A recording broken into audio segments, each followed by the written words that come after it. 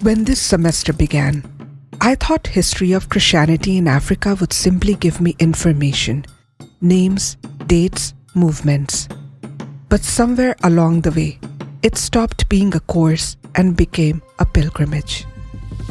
A pilgrimage through empires and villages, through fear and faith, through languages, migrations, prayers whispered in unfamiliar places. And today I want to share 3 moments in African Christian history that changed the way I see faith, not as an imported belief, but as something rooted deeply in African soil. Imagine the Nile glistening beneath desert light. Imagine painted church walls, the smell of incense, and voices chanting scripture in Old Nubian.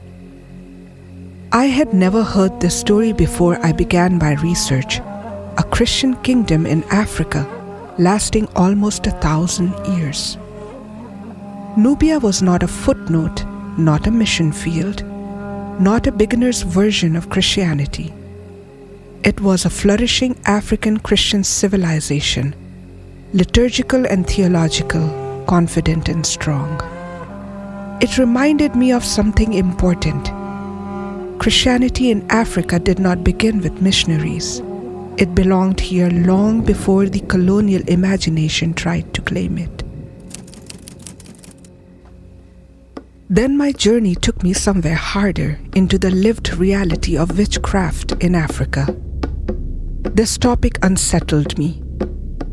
Watching the video titled The Witches of Kambaga and reading testimonies broke something open in me.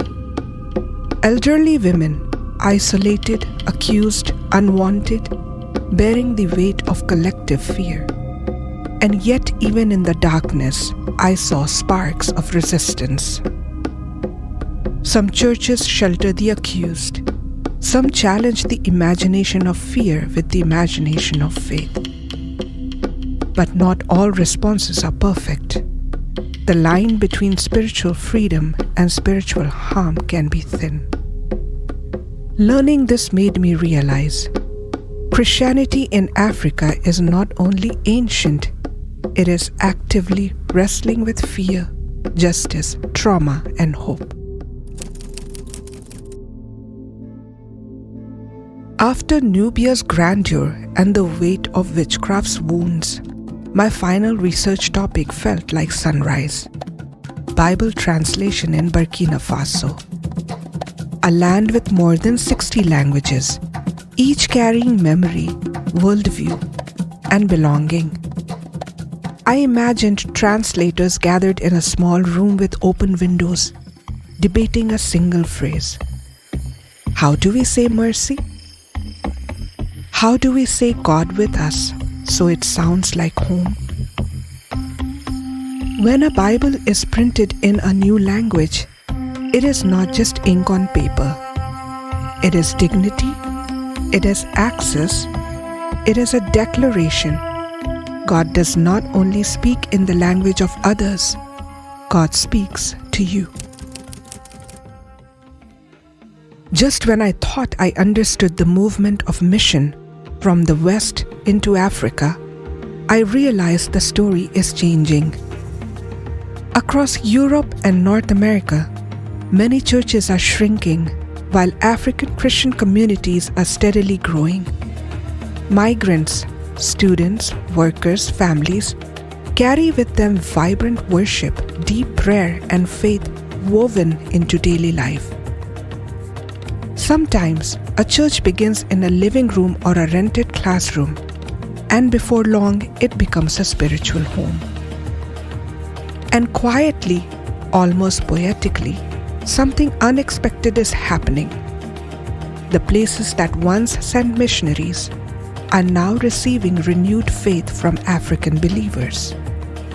This made me rethink mission, not as a single direction, but as a mutual exchange shaped by movement and presence. As I kept learning, a bigger picture emerged. Christianity today no longer has one center of gravity. It has become a global mosaic, multilingual, multicultural, and constantly adapting. Missionaries now come from every region of the world. The global South, once defined as the mission field, has become a place from which people are also sent. Faith travels. Faith adapts. Faith moves with the people who carry it. Looking back on everything I explored, Nubia's ancient Christian legacy, the painful complexities surrounding witchcraft accusations, the joy of translation work, and the surprising currents of global mission, I realized I'm changed. This course didn't just teach history, it reshaped how I see the church. I now understand African Christianity not as a borrowed expression, but as a living, rooted, expanding tradition that continues to influence and bless the world.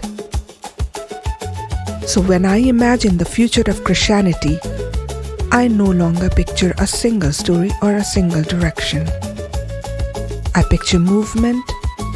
I picture many voices, a faith still traveling, carried by ordinary people, and continually finding new places to call home.